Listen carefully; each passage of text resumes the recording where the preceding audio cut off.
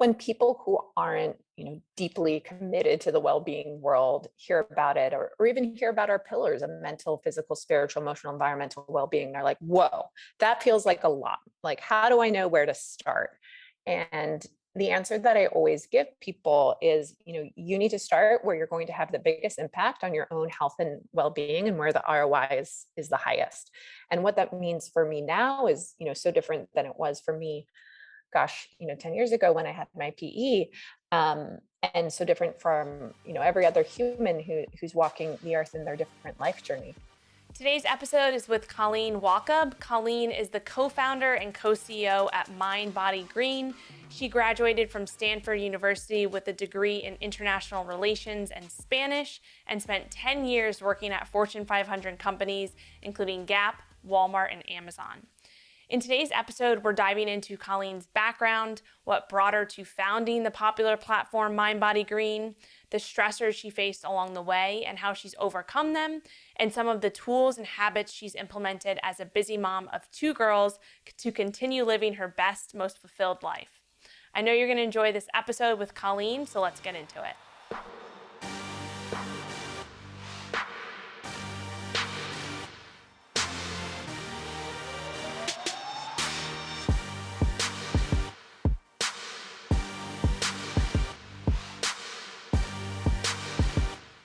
Welcome back to MINIFLEX and Chill. This is your host, Rachel Gregory, and I am here with Colleen Wachob. Did I say that right? You got it. Okay, we practiced like 3 times off air. I'm so bad with pronouncing last names. I'm so happy to have you here. I'm excited to chat today.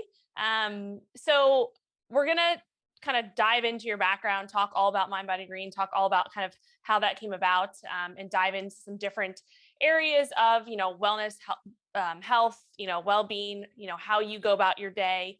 And yeah, before we do that, let's talk a little bit about your background. Tell us who you are, your story, how you got to where you are today.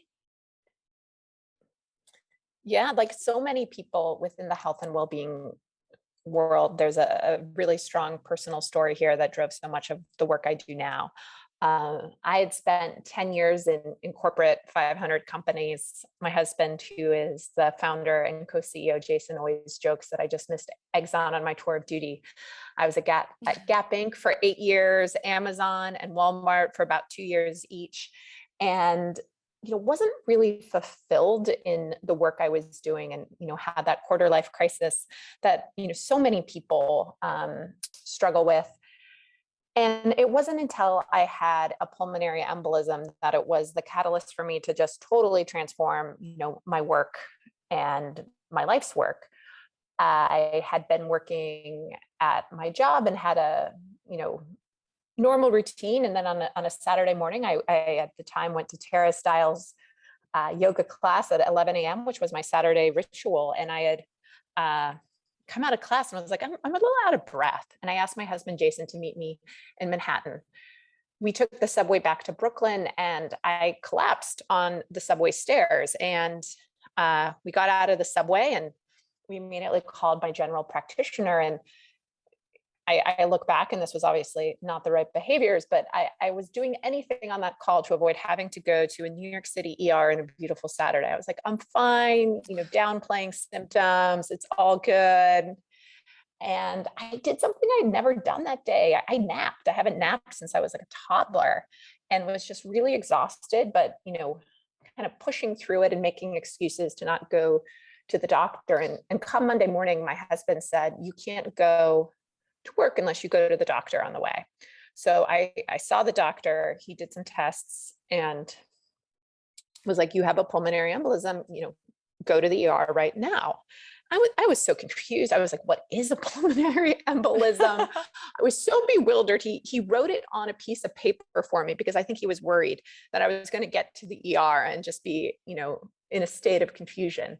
So got to the ER, they did a ton of tests, and, they were like, we've never seen someone who's alive with so many clots in their lungs. And there's not, a approach of let's go remove the clots. You take blood thinners for a period of time, and the clots, eventually, hopefully, as was the case with me, work themselves out. And it was a really long process for me to feel quote unquote normal again. And we talk a lot about this concept of invisible illness within the Mind Body Green community. And that's exactly what it was. I looked totally normal. I looked totally healthy. But I remember going on the subway and visually trying to jockey for a seat because I knew it was just hard to even just stand up on a ride to work without feeling a little bit winded. And we talk a lot about breath within all things Mind Body Green, and never took again for granted the ability to breathe easily and simply and routinely. And it was definitely one of those life-changing moments for me. I had been moonlighting on Mind Body Green on nights and weekends, and it was the catalyst for me to join this movement full time. And I think that's the case with so many people in wellness. When your life's kind of going fine, you're not going to be like, oh, I'll just turn this on its head and leave this nice stable job and go on a much harder path. And it's a cliche, but I am so grateful that I had this experience because it has fundamentally changed my life's trajectory and how I live my life. Wow, that's amazing. So tell us a little bit about, how it kind of got started. Like, so you obviously you told us that you had this incident, but in terms of just kind of well, actually, before we get there, let's tell all our listeners or viewers, if they don't know or if they haven't heard of Mind Body Green before, can you just tell us, what it Yeah. is, what the platform is? Yeah. So I think of Mind Body Green as a wellness brand that happened to have started within the content and media space. And we give you the tools to live your most complete and fulfilling life, whatever that means to you. And that's done through a combination of mental, physical, spiritual, and emotional well-being.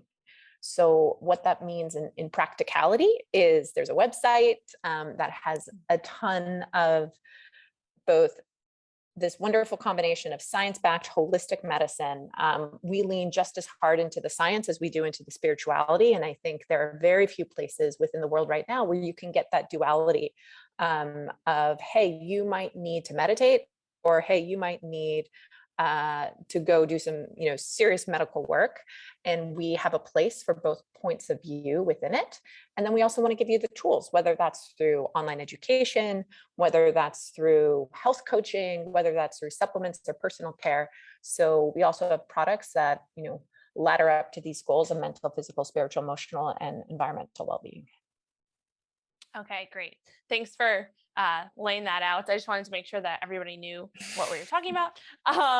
So yeah, let's go back to kind of when you initially had this kind of situation that you were dealing with.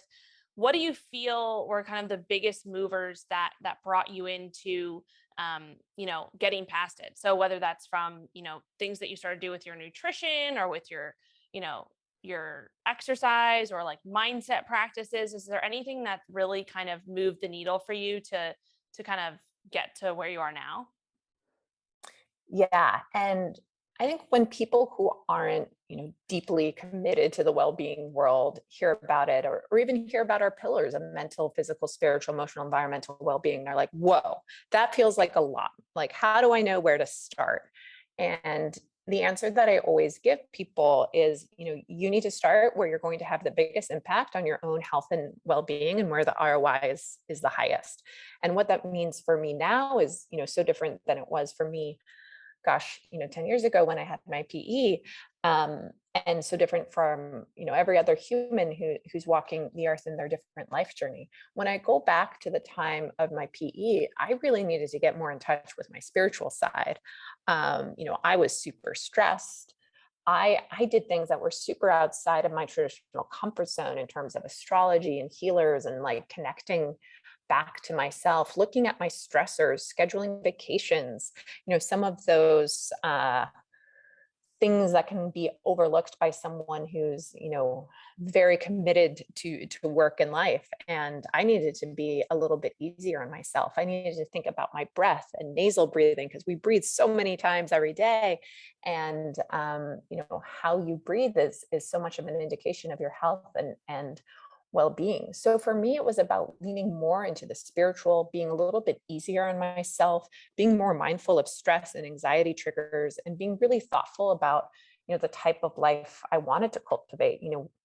I said earlier that MindBodyGreen wants to help you live a complete and fulfilling life. And I think kind of the hardest part is understanding what that means to you. There's not one definition of, success when it comes to health and well-being. And for me, at that point, it was really about living, with more ease, and learning to embrace that and learning to embrace the things that I can't control. Fast forward a decade plus, and now when I think of what's going to have the biggest impact on my own health and well-being, I'm very passionate about something that affects disproportionately women, but this idea of sleep and sleep retraining. My 2-year-old, my 5-year-old have this wonderful ease with which they fall asleep and wake up every night. They are like clockwork, with how they go to bed and how they wake up. I do not have that same ease in my life, and that's why I use the word retraining, because you are sleep trained as a child, and then you have to learn how to cultivate a life that sets you up for good night's sleep at night. So I think, especially with women and the changes that we have in our bodies through our life's journey, what is that lever that's going to have the biggest impact on your own health and well-being changes throughout these moments in life. Yeah, I completely agree. So are there any specific like tools or habits that you've built around sleep that have helped you? Yes, it is definitely an area of deep focus for me. And I probably tried everything. And one of my doctors over the years, Leland Stillman, has really woken me up to the importance of light and how it can impact how you start your day and how you end your day. So how you start your morning is going to have such a big impact on your bedtime and sleep that following night. It's not something you can start thinking about oh, now it's time for my nighttime routine. So getting that light exposure as soon as you wake up in the morning, even if you're like me and live in Brooklyn, and that maybe you need to stand outside the window and go on a walk around the block, but really being thoughtful and intentional about it is so important. And being mindful of caffeine and how you metabolize it. My husband can have a coffee at 3 o'clock and go to sleep without any issues. Yeah. I am not wired that way. And whenever I read guidelines around caffeine, I always kind of give it a chuckle, because it's clearly not speaking to people who are caffeine sensitive. Like, I have to cut off my caffeine at 10 a.m. if I want to go to sleep the next that night. Being really thoughtful too about the energy, the movement that you choose to incorporate into your day and how your body responds to it. There's times in life where maybe you need some cardio, and then there's other times when your body is really craving something softer or more recovery. And if you go to a high intensity workout, do you leave and then you're revved up and you've gotten a second wind, or is it something that you can then decompress after? And I think you have to be really thoughtful and about understanding how your body reacts to all of these. And then as it comes to nighttime routine, I'm very thoughtful about light exposure again, caffeine intake, understanding any anxiety triggers. And, yeah, it's not a good idea if work email stresses you out to open your laptop at 9 o'clock at night. And how do you cultivate a life where you don't have to do that? Yeah. And, then understanding what brings you joy too. Here's a place where I do break the rules, and that I love watching TV in bed, which I feel like is one of those things that sleep doctors will tell you not to do. But I do it with blue blocking glasses on to minimize the light exposure. And TV brings me a lot of joy. And I think a lot of times within the wellness conversation, we lose kind of sight of, what are those moments of joy and happiness in our day-to-day lives. We definitely don't want to restrict that. We want to maintain that. And so I do watch TV in bed. I've got my blackout shades, and I also take MindBodyGreen sleep support, which is magnesium, pharmagaba, and jujube every night, which has been the drug-free solution that helps me fall, and most importantly, stay asleep. I love it. I love all those things. And I love that you said that, you watch TV in bed, because that's one of those things too that, like you said, I recommend to my clients when we're talking about all kind of going, I have like a sleep checklist on my website. I'll link it in the show notes if anybody's listening, but basically kind of going through like all the things, right? And starting off with like the big movers first, like cutting off caffeine, by noon, setting up your environment for success, wearing blue light blockers and things like that. But I do the same thing. Like I wind down at night with watching TV. That's how I enjoy my life. Like I have a hard day at work and then I wind down at night. But I do, like, there are things that you can do, especially with the technology we have these days with the blue light blockers, sound reduction, things like that, that can all help. So it's just kind of Yeah. being mindful, right? And understanding that, there might have to be shifts that you make, but you can always, use the technology we have and just kind of create different ways to make sure that you're optimizing your sleep. Because I think that's something that, especially like nowadays, a lot of people are struggling with, especially a lot of the clients I work with, and females who were kind of just like go all day, and it's hard for us to kind of just like wind down at the end of the day, right? 100%. So yeah, all great tips. I do have a question because I want to kind of go back to the topic of just stress from work, right? So I work with a lot of female clients who are in obviously different jobs, and some of the clients I work with are struggling in the areas of these jobs that they're in that they might not necessarily love, but there's really like no other alternative for them at this moment. So they have to find ways to kind of make it work. They have to find ways to help with that stress reduction, help to, they have goals, whether that's with their body composition or, training in the gym and things like that. And there's some like kind of underlying stress that's happening within their jobs, within like maybe a place where they don't necessarily want to be right now, but they don't know how to get out of it. So like, do you have any advice for, thinking back to yourself, 10 years ago, for where you at with all the stress that you were under? We kind of talked about this a little bit, but do you have any other kind of like advice in terms of, the biggest things that made a difference for you? Yeah, when I look back on myself and just how frustrated and stuck I felt, one of the biggest kind of thoughts is that I really wish I could have been more kind with myself. I put so much pressure on myself to, be fulfilled in a job and check all these boxes. And I think we want it all to happen at a point in time, when we are super excited about our career trajectory. And it's a lot of pressure that I was putting on this job to care for my family, especially while my husband was full-time MindBodyGreen with before we started making revenue. And one thing I like to remind people is financial wellness is a huge part of well-being. So I think there's so many people who give advice of, oh, just quit your job and do the entrepreneurial dream. Having a paycheck and being able to provide for, your healthcare, your family's well-being, and not have to worry about things like health insurance is just not something to take for granted. And I know that if I'd gone on an entrepreneurial journey without having any financial well-being, it would have made this journey even harder. And it's a very challenging and deeply fulfilling one, but it's definitely not without its challenges. And the second part of it is really to trust the process. I do think that the universe has a greater plan for us. It never quite unfolds with the exact timing that, people like myself who are hardwired with A-type of I want to do it now and then. But when I look back at these jobs that I think I really struggled with from a self-identity and kind of alignment of mission and purpose and value standpoint, I've learned so many fundamental skills that have helped us in building and scaling MindBodyGreen. So I really wish that I could have been more patient with myself, and tried to trust the process a little bit more. And I've learned about myself that stress and anxiety doesn't go away throughout my life. It just changes. And I felt probably the same, levels of stress in the early days of my career as I do now. And it's not something that I discount in any way, because I think it's one of those things that can really affect your own health and happiness and that of your family of well-being. But I've definitely had to adapt the ways I react to stress. I've had to get a better understanding of what my triggers are and being more thoughtful about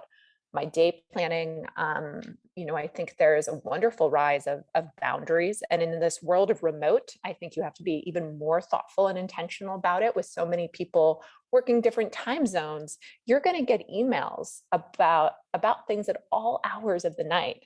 And you can't control that. But what you can control is the time at which you choose to look at your phone and look at your laptop. And maybe you're not triggered by it, and you can be in bed at 11:30 at night reading emails and responding. That's my husband.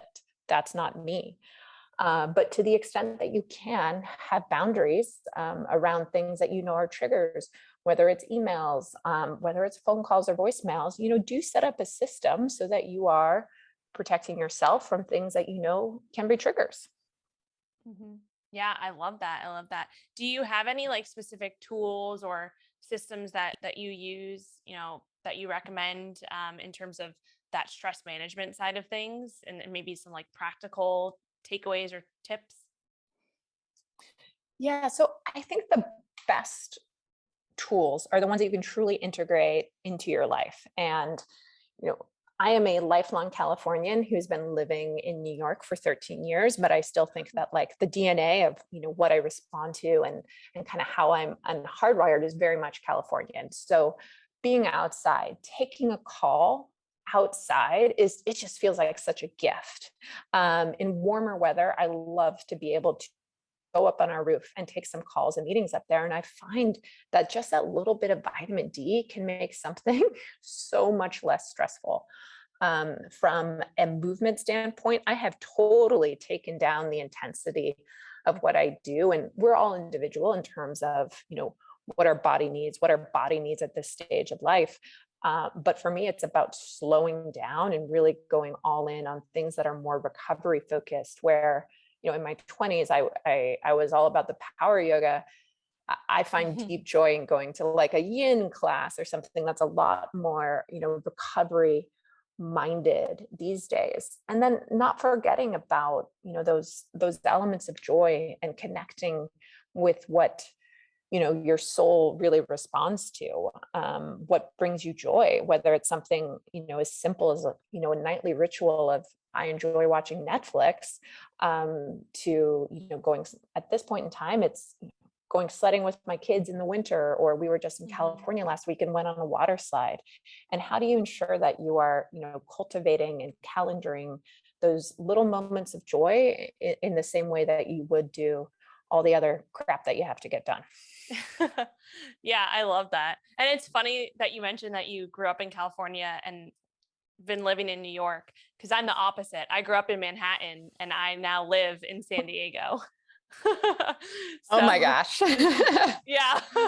So complete like swap. So like I can understand what you're saying. But yeah, I mean, for me, like just getting out in the morning and walking, like obviously it's hard to beat San Diego weather. But like thinking back to the New York days, there are, people talk about how the weather does affect like your like, Mhm. how you're feeling, depression, things like that. And it's like such a real thing. But yeah, I can totally relate in terms of just getting out in the sun. And like I try to take all my calls on walks and just like changing little things throughout my day that can, that do make a huge impact, over time. And it's just kind of figuring out like, okay, how can I maybe tweak something so that, I'm still doing what I need to do, but I'm getting some other benefit from it. So like, for example, I'm standing right now while I'm recording this podcast.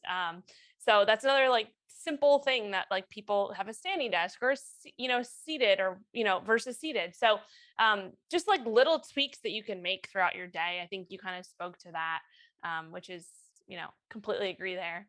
Awesome. So I do want to talk a little bit about, we were talking before we started recording about some like trends, like wellness trends and things like that. We know like within the nutrition space, especially, things always kind of ebb and flow like throughout the years and things like that. So kind of what are some of like the 2022 wellness trends that you're seeing, things that might be maybe good things and maybe some that might not be so good. Maybe we can talk about some of that.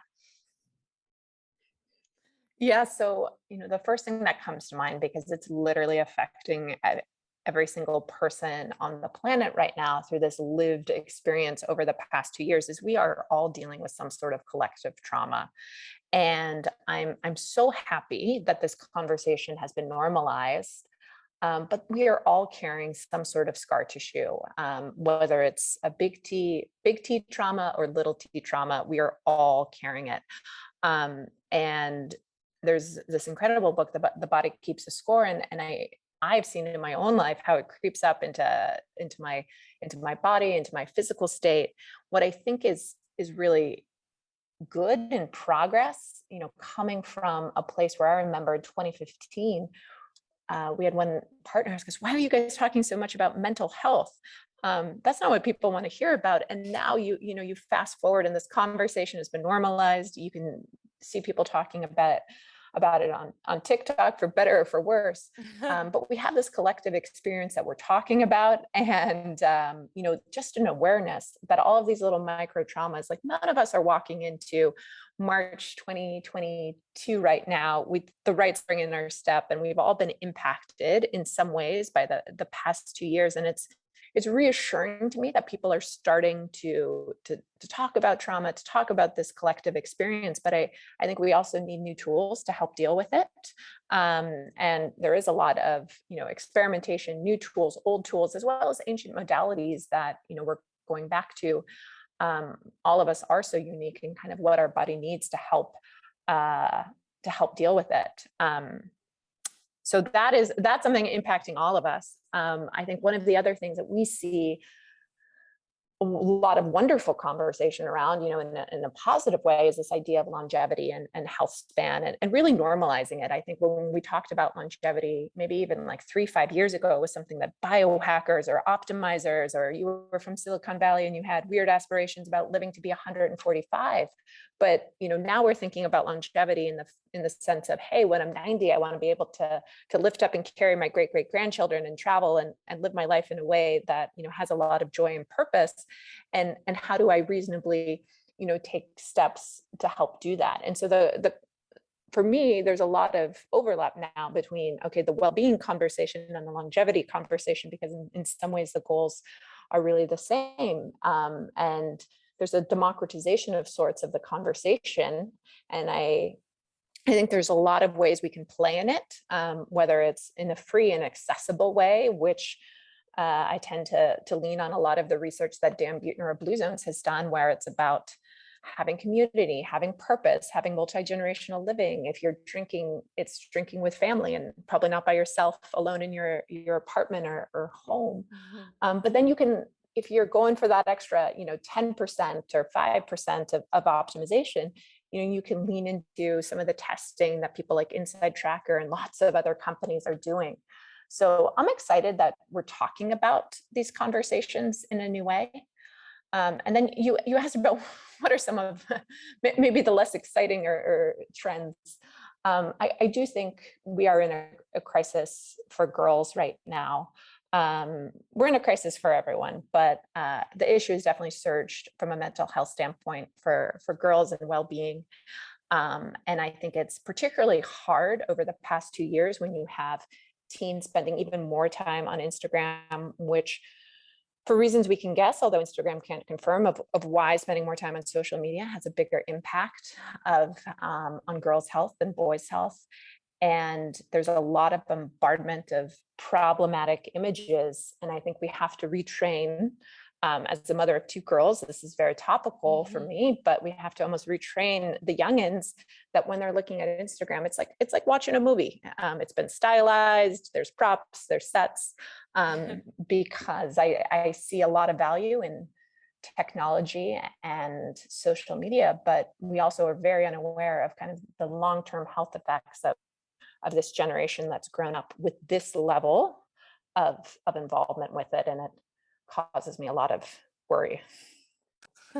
Yeah, for sure. I mean, just the social media side of things these days is, I mean, I just think back, like when I was growing up, it was obviously completely different as well. But so with that, actually, I do have a question, we definitely have lots of moms listening who probably have daughters as well. Like, how do you handle that? Is there anything that you implement like within your family, guidelines or things like that within with your daughters to kind of help take them away from that? Yeah, we are, again, my daughters are 2 and 5. So, even if they are Okay, asking younger. for Yeah, phones, they're okay. they're definitely not getting it. But being really thoughtful about how I use technology in front of them is something I'm very mindful of now. If they see mom Hmm. totally, going down a rabbit hole of scrolling while Ellie or Grace are trying to talk with me, they're at the age where they know that, they see that, and it's problematic already. Hmm. So it's been a good retraining for me of, okay, this is mom time, this is kid time, this is scroll time. And when I'm with them, I'm very cognizant of the example that I need to send. And they view the phones as a way to FaceTime grandma and grandpa. And for that, I'm, deeply grateful for, especially over the past 2 years when it's been harder to see grandma and grandpa who are outside of Los Angeles. The phones aren't going away, but we definitely have to retrain how we use them. Hmm. Yeah, 100%. I didn't realize your daughters were so young. So I was thinking like in the like teens or something like that. But no, I mean it starts from just like you said, That's like when the your real 2 year. fun begins. Yeah. But your 2-year-old are already noticing, that you're scrolling on your phone or something like that. They're like, "Oh, what are you doing?" So yeah, I mean, it makes sense, right? Um, cool. So kind of I know we're kind of getting short on time, but I want to just ask a few more, like just in terms of your daily, like the way that you set yourself up for success. Do you have any, I talk about this a lot with my clients, like morning routine, like basically like how they start their day is this, like you said, it's so important to set the rest of the day up for success. Is there anything like that you do particularly that you've developed over time that you found to really help you with your morning routine, like right when you get out of bed in the morning? Is there something like specific routine that you follow or anything like that? Yeah. So integration is the name of the game for me. And again, this ideal morning routine is contingent on the fact that I wake up before my kids, which doesn't always happen. Um, and it's something I strive for, but again, not always in the cards for me. Getting that light exposure, opening the curtains upon wake so that I am, truly telling my body, okay, now it is time to wake. It's time to bring in the sun, embrace it. If I can do 10 minutes of physical activity in the morning, it's such a win for the day. You don't know what the rest of the day holds for you, but getting that, time in for yourself. And I do think in terms of 10 to 20-minute increments as it relates to most of my exercise. I'm doing either a yoga class from Tara Stiles. I love Leah Bartha and her Pilates inspired B method, and using a ball. And it's a very uncomplicated morning potion. I'm a big believer in collagen, and I'll start every morning with our collagen in a latte. MindBodyGreen's chocolate is my favorite flavor. And integrating that in with coffee. It's a great way to also get in protein. And I've realized as I've gotten older, I really wish in my 20s and 30s I was thinking as much about my protein intake, but just how much better I feel when I'm eating more protein. So if I could have just saved myself a lot of different, different ways of eating and just had honed in on that earlier, I would have saved myself a lot of time um, on the food front. And then, we are big believers in having a ton of frozen fruits and vegetables. Not only is the cost amazing and, you can get organic strawberries, broccoli, all the essentials that you need for smoothies, and just freeze them so that you don't have to go through complicated planning of what am I going to use this week and buying for this week. You get it once, you dump it in your freezer, and then you don't really have to think about it for another month. So I'm a huge believer in frozen vegetables and tend to lean into smoothies more in, as the months get warmer in spring and summer and early fall. A little bit of that, traditional Chinese medicine inspired philosophy of really eating with the seasons. And those are the things that, set me up for success. I think for it to be sustainable, it has to be uncomplicated, and ideally, have in an ideal world, those, touch points of accountability. Is this something that your family enjoys so that you can do it together? Because then there's probably a better chance that you're going to do it. So, that can even be as simple as making coffee or smoothies for other members of the family. Because once they kind of become this built-in accountability that will just make sure it becomes a daily staple of your life. Oh, I love that. That is definitely a great tip. Just get other people on board, because then it's something that, like you said, it's an accountability factor, and like you're building the habits together. I love that. And also protein. We talk a lot about that on this podcast. Huge fan of that. So yeah, for sure. Awesome. Okay, so I'm gonna ask you a question that I ask at the end. Put you on the spot here a little bit. Don't worry, it's not too crazy. But is there anything that you've changed your mind about in the past year? It could be anything at all, and why? Hmm. It's a tough one. It is a tough one. I've changed my mind about a lot of things. And I think, you know, gosh, one of the things that I've changed my mind on is the importance of face-to-face interactions and social connections. And I think we talk so much about the science. I think we talk so much about optimization, and sometimes we don't talk as much about the softer side. And I can't tell you how, as much as I love FaceTiming grandma and grandpa, having a week of human interaction, telling your mom I love you and hugging her is so much more meaningful in person than it is over text or FaceTime. And really, we can do a lot of things digitally, but this need that we have for face-to-face human interaction with physical contact Yeah. has become even more pronounced for me. Yeah, no, for sure. I mean, especially after the last 2 years, I feel like everybody has probably realized that a little bit more, right? You don't know what you have until it's gone or taken away from you. That goes for anything in life, right? But especially just that. I mean, even here in California last week, we finally took away the mask mandate in like grocery stores.